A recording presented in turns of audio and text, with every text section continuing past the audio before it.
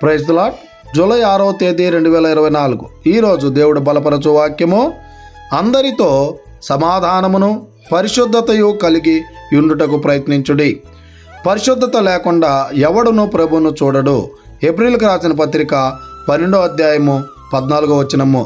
ప్రేమైనటువంటి దేవుని బిడ్డలారా, ఈ ఉదయకాల సమయంలో ఆ పరలోక రాజ్యములో ఆ దేవాది దేవుణ్ణి చూడాలనేటువంటి ఆశ నీలో ఉన్నట్లయితే ఈ లోకములో నువ్వు అందరితో సమాధానం కలిగి జీవించాలి. నువ్వు నీ జీవితంలో పరిశుద్ధత కలిగి జీవించాలి.